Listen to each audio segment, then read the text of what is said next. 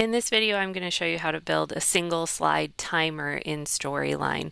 A lot of people know that you can put a timer on an entire quiz in Storyline, but there is a way that we can also have a timer on a single slide using number variables.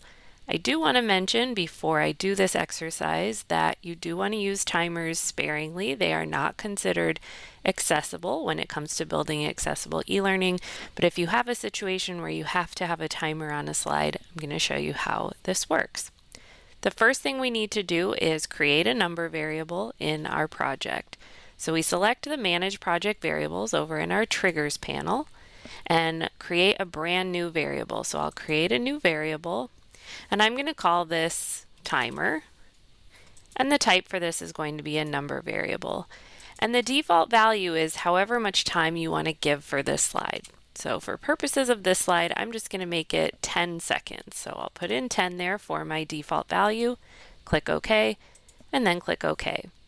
On my slide, I should include a reference to the timer. So I do want to insert a reference onto my slide. So I can do that by inserting a text box, drawing that text box on my screen, and then referencing that variable. Let's make this a little easier to see. We'll make it white text and maybe a little bit larger, and just make that bold so that we can see it there on the slide. Right now, it is just showing the default value of that timer. I now need to have that number variable start changing, and we're going to do this with a combination of triggers and layers. The first thing that I want to do is build a new layer, and this is a quiz question, so it has a correct and incorrect layer, and we're going to create a new layer on top of those. And we'll maybe just call this layer something like countdown. I don't have anything on the countdown layer yet, but back on my base layer, I need to create a trigger to show that countdown layer. On my base layer, I'm going to create a new trigger to show the layer, my countdown layer, and that's going to happen as soon as the user gets to this slide. So that's as soon as the timeline starts on this slide, and then I can click OK. Now that I have the trigger to show that layer, we can return back to our countdown layer and add the triggers that we need here. Whenever a new slide or layer is created in Storyline, the default timing of that timeline for that slide or layer is 5 seconds. I want to adjust this timeline to only be 1 second long because we're going to use a combination of triggers to subtract from our timer variable whenever the timeline ends. Now that I've pulled that timeline over and it's only 1 second long, I can create a new trigger here, and we are going to adjust our timer variable. So we want to adjust that timer variable, and I'm looking to subtract from it. Instead of setting it, I'm going to subtract a value of 1 from my timer variable when the timeline ends on this layer. But I do only want to do that while my timer variable has a positive number. I don't want my timer to start going down into the negative numbers. So I'm going to go ahead and say if that timer is greater than a value of 0. We want to subtract a value of 1 from the timer every time the timeline ends if the timer is greater than a value of 0, and then I can click OK.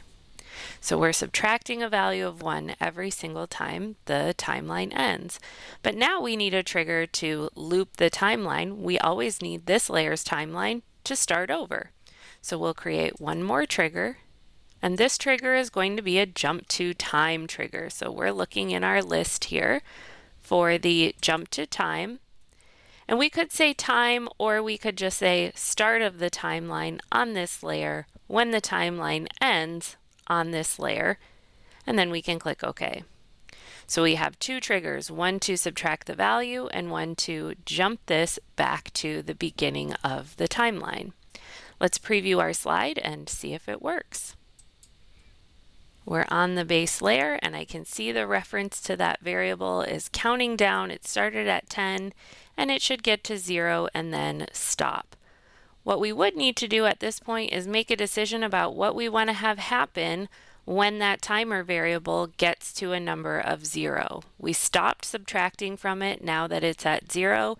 Maybe we want to show the incorrect layer or move the learner on to the next slide. Since this is a quiz question, maybe I want to show that incorrect layer, which I could just do with one more trigger. I could show a layer, show my incorrect layer, when the timeline ends on this layer if my timer has a value of 0. So let's try it one more time. It should show that layer that is my incorrect layer if I run out of time on the quiz. My timer is counting down, and when the timer gets to the number 0, we see the incorrect layer and we would have to move on to the next quiz question. That's it for this video on how to create a slide timer in Storyline, and thanks for watching.